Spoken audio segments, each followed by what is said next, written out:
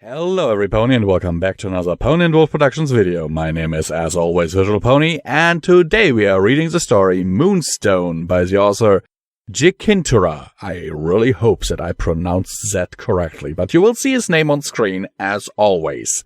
And of course in the title of this video, because I think credit where credit is due. And this is a good segue to give credit to those amazing people who support this channel with their monthly donations and keep it alive that way. Well, even if just barely, but, you know, it keeps me eating and I kinda need food.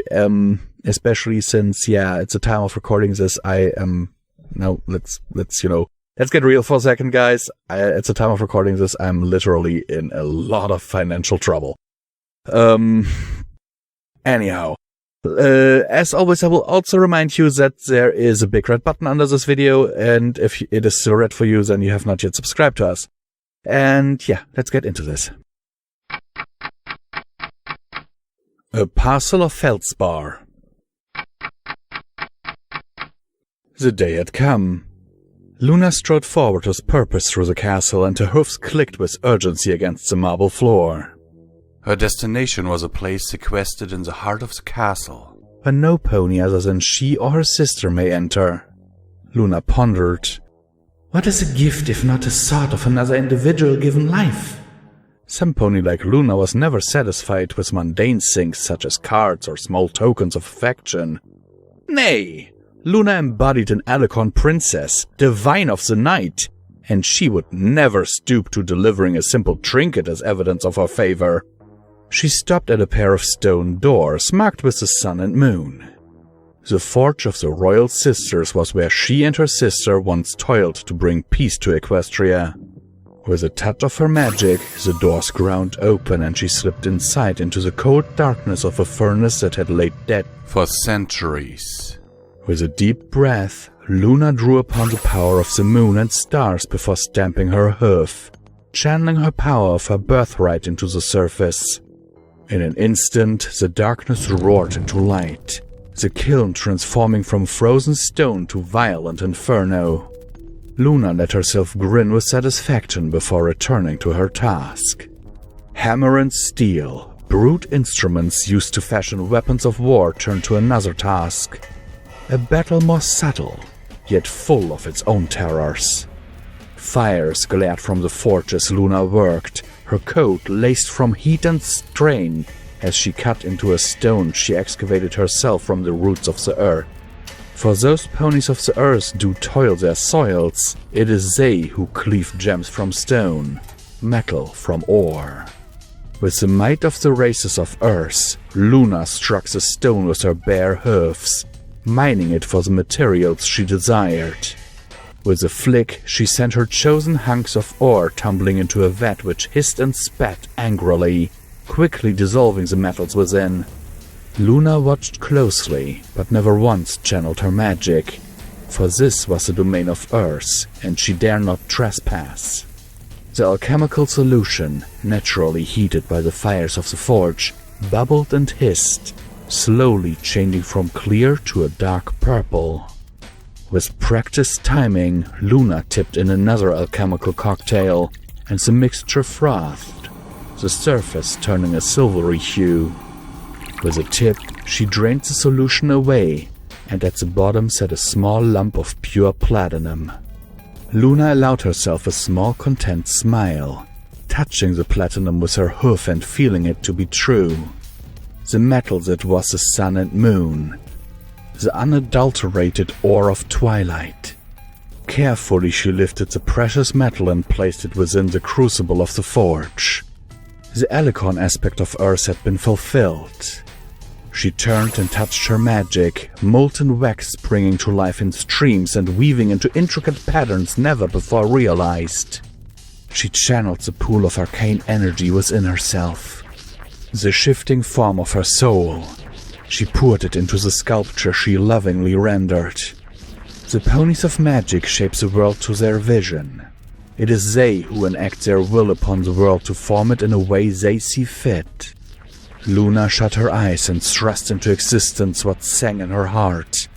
With a blast of ice-cold wind, she froze the form in place, and with another flick of her horn she wrapped the intricate work in layers of plaster, hardening each one with a pulse of magic.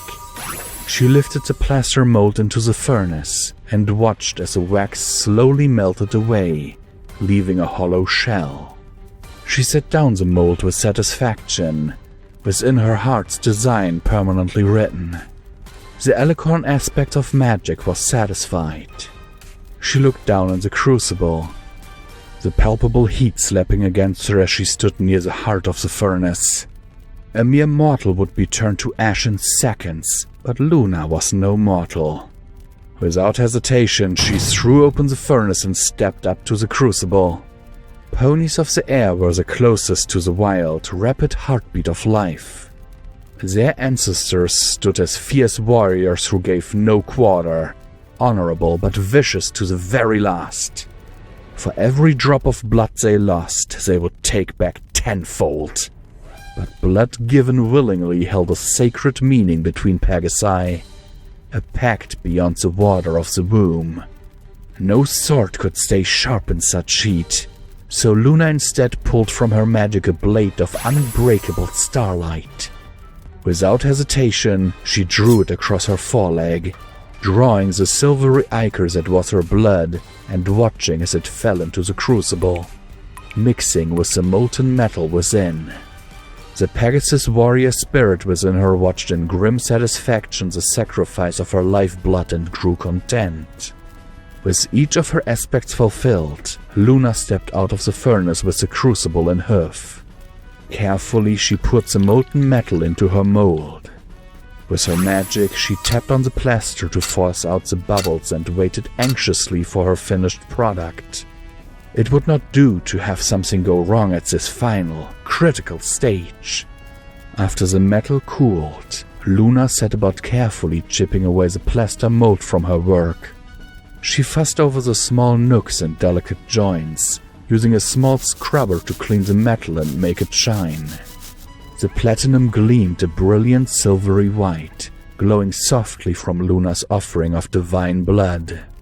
With a small smile of relieved joy, Luna carefully lifted the brooch and placed within its mounting a hoof-cut, polished moonstone. And so came the most harrowing part of all, the giving of the gift. While Luna had been lathered from exertion as she had worked on her precious piece of jewelry, she now found herself sweating for an entirely different reason as she stood in front of the door of whom she loved more than any pony else in the world. Her nerves jumped, mind rife with uncertainty as she knocked, and the approaching hoofsteps felt spaced by eternity.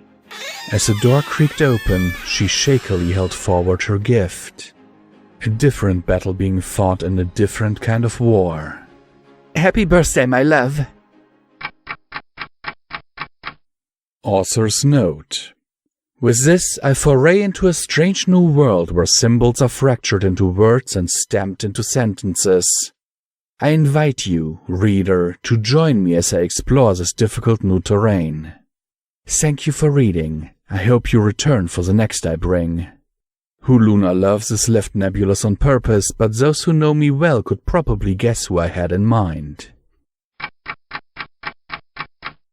Hello and welcome back to Common Thomas vs. Pony, where I remind you that you can support PonyWolf Productions through the links down in the description below. Every dollar helps is needed and very much appreciated and helps to keep the lights on around here. And you want to keep the lights on around here, right?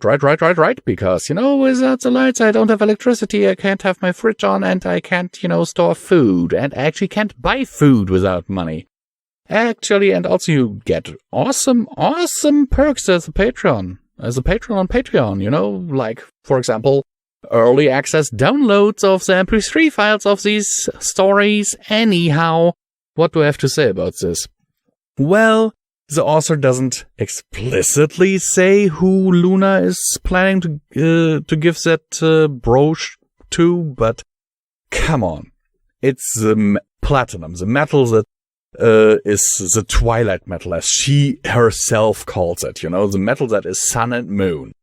So who else could it be? And personally, I can see that. I kind of like the Twilight Luna ship, the Twi-Luna ship. I really do. So, good works there. Jykinturah. Since there's nothing more that I can say here, it's an amazing story. I love it. Let me know your opinion in the comments down below, and as always, I hope that this story finds you well in body and mind.